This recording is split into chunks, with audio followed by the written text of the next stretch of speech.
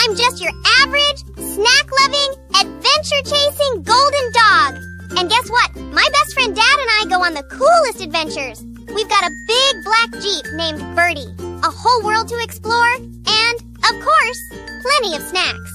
Every week is a brand new tail-wagging adventure. You never know what we'll find. Hidden carrots, new friends, maybe even buried treasure. So grab your hat, pack your snacks, and come with us. Harley and Dad's epic Canadian tour, Nova Scotia. The ferry gave a final groan and clank as it bumped against the dock. Oliver, their trusty RV, hummed eagerly, ready to stretch his wheels on new ground. Harley scrambled up on the dash, nose pressed to the glass, tail wagging. "Dad, look! Land!" His ears perked. "It smells like salt, waves, and adventure." Dad smiled at the wheel. "That's Nova Scotia, buddy. New Scotland. We'll see lighthouses, forts, fishing towns, fiddles, and the sea." Harley's eyes went wide. "All of that? Do you think I might even see a whale, or a castle, or maybe a lighthouse dog with a shiny hat?" Dad chuckled. "Maybe not a lighthouse dog, but you never know what surprises are waiting."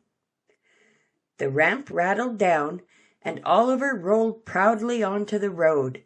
A blue sign arched above, "Welcome to Nova Scotia." Inside Oliver, Harley's plushie family bounced from the rumble.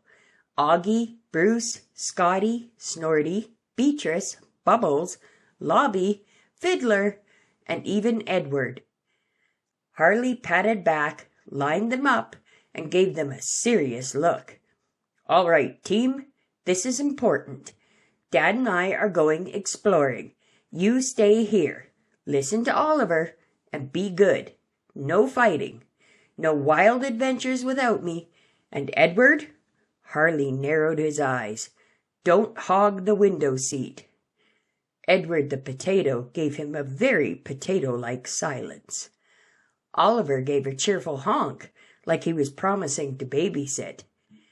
Dad glanced back with a smile. "Good pep talk, pal. Ready to start our Nova Scotia adventure?" "Ready," Harley barked, tail thumping. His eyes sparkled. "This is going to be amazing."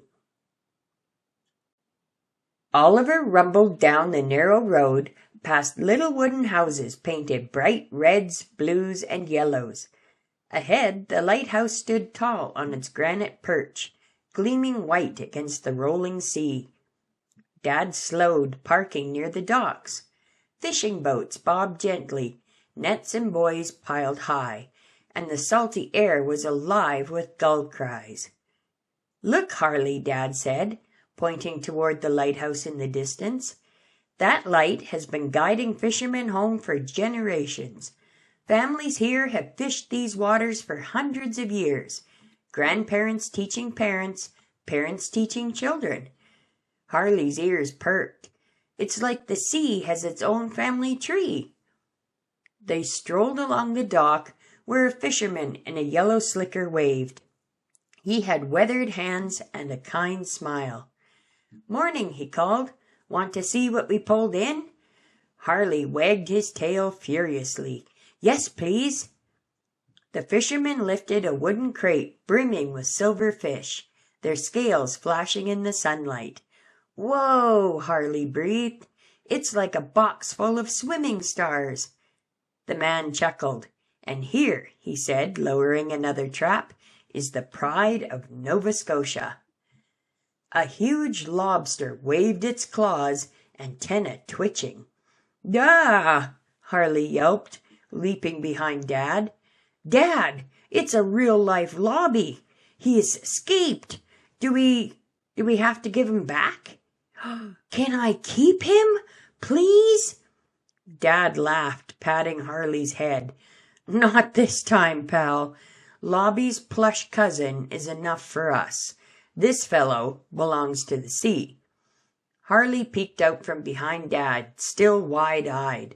"He looks pinchy." The fisherman laughed warmly. "Don't worry, lad. He's more afraid of you than you are of him."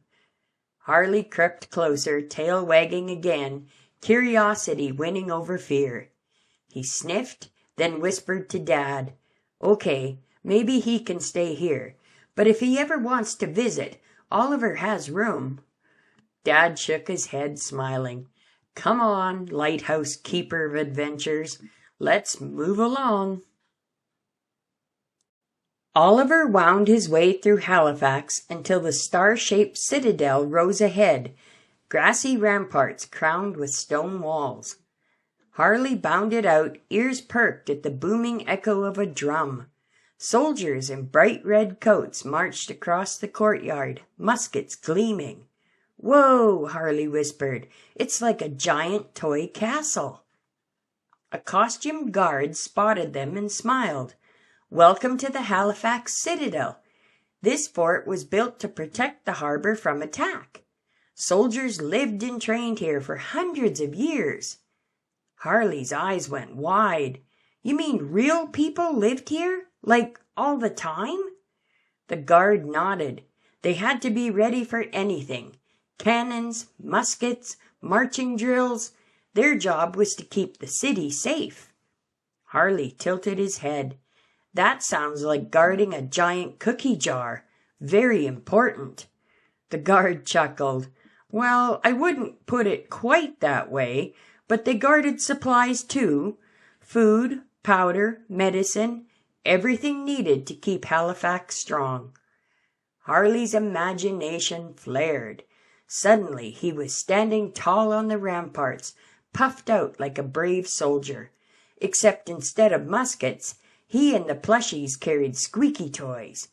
Cannons launched tennis balls into the sky. Soldiers marched in time to the clink of dog bowls. And Harley himself stood proudly at the gate, wearing a red coat, shouting, "Guard the cinnamon rolls!" "Cinnamon rolls?" Dad asked with a grin, breaking the daydream. Harley blinked. "Oh, did I say that out loud?" The guard laughed. "Not quite what we keep in the storerooms, but I like your spirit." Harley wagged. "If you ever need a guard dog, I'm available. I work for biscuits." "Noted," the guard said, giving a playful salute. As they walked back toward Oliver, Harley glanced over his shoulder at the old stone walls. "Dad, it's kind of amazing. They built all that just to keep people safe." Dad nodded. "That's right, buddy. Safety, strength, and a little bit of courage." Harley puffed his chest again, whispering, "I've got courage. And snacks." Oliver rolled down into Lunenburg, where the hillside tumbled into the sea like a patchwork quilt. Bright red, blue, and yellow houses leaned toward the harbor, and fishing boats bobbed at their moorings. But Dad's eyes weren't on the houses. They were locked on a single ship moored at the pier. Her black hull cut a proud line through the water, her tall mast pointing skyward like pencils. "The Bluenose," Dad whispered, voice almost hushed. Harley tilted his head. "The Bluenose? Dad, do ships have noses? Do they sneeze salt water?" Dad chuckled, eyes still shining. "Not that kind of nose, buddy. The Bluenose is a legend. She was both a fishing schooner and a racing ship, and she never lost a race. Not once." A sailor in a striped shirt overheard and grinned. "That's right. She fed families with fish from the Grand Banks, then outran every challenger in the international races. Hard work and speed, all in one. She became the pride of Nova Scotia, and that's why she's on the Canadian dime." Harley's eyes went wide. "Wait, she's famous for working and winning? That's like if I caught a ball and ate a cookie at the same time." The sailor laughed. "Something like that. Want to come aboard?" Dad blinked, stunned. "You mean it?" "Of course," the sailor said warmly. "We're taking her out tonight. Visitors welcome." Minutes later, Dad and Harley stepped onto the deck. The wood creaked beneath their feet, the smell of salt and tar wrapping around them. Dad's hand lingered on the railing, his whole face lit up like a boy's on Christmas morning. "This is a dream come true," he murmured. When the sails unfurled and caught the wind, the Bluenose surged forward. Waves slapped against the hull, the gulls cried overhead, and Harley's imagination took flight. Suddenly, he was first mate Harley, chest puffed, shouting orders to gull sailors in tiny hats. Lobby, in his daydream, dangled from the crow's nest, waving his claws like semaphore flags. Cannons launched giant biscuits to mark their course, and the ship leapt across the waves like a golden retriever chasing joy itself. "Dad," Harley barked over the crash of the surf, "we're flying!" Dad held tight to his hat, grinning into the spray. "That's sailing, pal. That's freedom." That night, after the Bluenose anchored, Dad and Harley curled into narrow bunks below deck. The wood creaked softly, rocking them like a lullaby. "Dad," Harley yawned, "did you have fun today?" Dad smiled in the dim light. "I sailed the fastest ship in the world, Harley, with you as my best mate. It was perfect." Oliver rolled along the coast until a massive stone wall appeared, complete with towers and gates that looked like they belonged in another century. "Whoa," Harley whispered, nose pressed to the window. "Dad, is that a castle?" Dad smiled. "Not quite. This is the fortress of Louisbourg. It was built by the French hundreds of years ago to protect their colony and their fishing trade. Back then, this was one of the busiest ports in North America." As they walked through the gates, a costume guide in a tricorn hat greeted them warmly. "Bienvenue! Welcome to Louisbourg. Soldiers, families, and fishermen all lived here in the 1700s. Life was hard, but the sea provided, and the fortress kept them safe from attack." Harley's eyes grew round. "People lived in here? Like with cannons out their windows?" The guide laughed. "Not quite like that, but yes, there were cannons, lots of them, and every day drills to make sure everyone was ready." Harley's imagination flickered to life. Suddenly he was Captain Harley, standing proudly on the fortress wall, plushies lined up behind him in red coats. Cannons boomed tennis balls across the harbor, while the enemy ships retreated in terror from a giant banner reading, "No snacks for you." "Fire the biscuit cannons!" Harley shouted in his daydream. Lobby saluted with his claws, Fiddler fiddled to keep up morale, and Edward the potato rolled his eyes dramatically. A real cannon boomed in the distance, snapping Harley back to reality with a startled yelp. "Dad, did you hear that? They actually fire them." Dad chuckled, resting a hand on his shoulder. "Part of the reenactment, buddy. Just a taste of history." Harley tilted his head, ears twitching at the echoes. "Dad, this fortress doesn't just look strong. It feels strong, like it's still standing guard." The guide smiled. "That's the spirit of Louisbourg. Its walls may be old, but the stories are still alive." Oliver wound along the road, cliffs rising on one side, the endless ocean stretching on the other. Pines clung to the slopes, and whitecaps burst against the rocks below. Harley pressed his nose to the window, tail swishing. "Dad, the world looks like it's trying to hug us. Mountains, trees, and ocean all squished into one big cuddle." Dad chuckled. "That's the Cabot Trail for you. People call it one of the most beautiful drives in the world." Harley couldn't help himself. He rolled the window down, ears flapping like flags in the wind, cheeks puffed wide. "Woo, woo, woo," he howled. His voice whipped into the sea air. As Oliver curved around a bend, the sound of fiddles rose above the road. Dad pulled into a little stop where a group of musicians played by the cliff's edge, bows flying, boots stomping in time. Harley froze, ears pricked, then bounced forward like his paws had a mind of their own. The music zipped right through him, tickling his tail and making his paws tap. He spun in a clumsy circle, ears bouncing with the rhythm. "Dad," he yipped, "the music feels like it's alive." He closed his eyes and the whole scene changed. In his imagination, the mountains swayed, the trees clapped their branches, and even the ocean stomped in rhythm. Oliver tapped his tires to the beat, and somewhere in the sky, gulls added high-pitched whistles to that tune.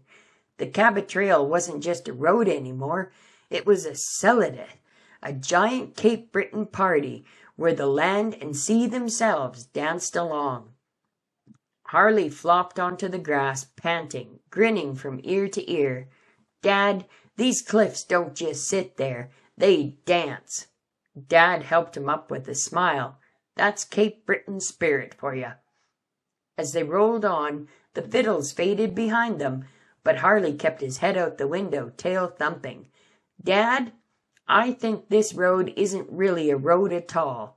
It's a song." That evening, Oliver rolled up to a bustling wharf strung with glowing lights. Long tables stretched down the dock, piled high with steaming lobsters, mussels, corn, and bread. Families laughed, fiddles played, and the salty air smelled like the sea itself. Harley froze at the sight. His eyes went huge. "Dad, it's a lobster parade. Are they all Lobby's cousins? Do we have to invite them home too?" Dad chuckled, ruffling his ears. "No, buddy, this is a lobster supper, a tradition here in Nova Scotia. It's how families and friends celebrate the sea." Harley crept closer to the feast, tail tucked but nose twitching. He sniffed a lobster suspiciously. "Still looks pinchy." A kind fisherman handed him a small mussel on a fork. "Here, pup, try one of these instead." Harley sniffed, then bravely popped it into his mouth. A second later, he spat it out with a dramatic shiver, paws waving. "Nope, nope, nope, nope. That tastes like salty sock." The whole table burst into laughter, not unkindly. Someone slid him an ear of golden corn dripping with butter. Harley crunched it happily, tail thumping. Much better. Then the music shifted. A singer's deep, steady voice rose above the fiddles, carrying across the harbor. Dad leaned back, eyes soft. "That's a Stan Rogers song," he said quietly. "He spent a lot of time here in Nova Scotia. His music tells the stories of this coast, the fishermen, the sea, and the life we've been seeing all day." Harley tilted his head, listening. The voice was like the ocean itself, strong, steady, full of stories. His tail slowed to a gentle wag. "Dad, this place sings even when nobody's talking." Dad smiled. "That's Nova Scotia, pal." Later, under the stars, Dad carried a very sleepy Harley back into Oliver. As they passed the edge of the wharf, Harley's nose twitched. "Dad, wait." He blinked, then spotted a little stall where a kind fisherman was packing up souvenirs from the feast. On the table, sitting patiently among keychains and postcards, was a shaggy plush Highland cow with soft horns and a plaid scarf. Harley's eyes went huge. "Dad, look, he's perfect." He scrambled down, tail thumping, and hugged the cow tight against his chest. "Can we, Dad? Please? He needs us." Dad smiled, his voice warm. "Meet McGregor, Harley, a Highland cow, strong, gentle, and proud, just like this place." Harley snuggled McGregor all the way back to Oliver. Curling up with the rest of the plushie crew, he whispered, "Oliver's the boss. Snacks are mine, and your family now." Outside, the fiddles and Stan Rogers songs drifted over the waves. Inside, Dad pulled the blanket up under Harley's chin and asked softly, "So, buddy, what were the best bits of Nova Scotia?" Harley's tail thumped sleepily. "Easy. We saw a lighthouse, and I almost adopted a pinchy lobster cousin. I guarded the Citadel, or maybe a cinnamon roll, still not sure. We sailed the fastest ship in the world, the Bluenose, and then the cliffs dance to fiddles on the Cabot Trail. Oh, and the lobster feast. I tried a mussel. Nope, salty sock. But best of all," he hugged McGregor close, "we found a new friend." Dad smiled, brushing back Harley's ears. "That sounds like a pretty good trip." Harley yawned. Best trip ever. What a great day that turned out to be! Best day ever! I can't wait until next week when we go on another adventure. Make sure you click subscribe so you can join me, and like my video too, please, because I sure like you.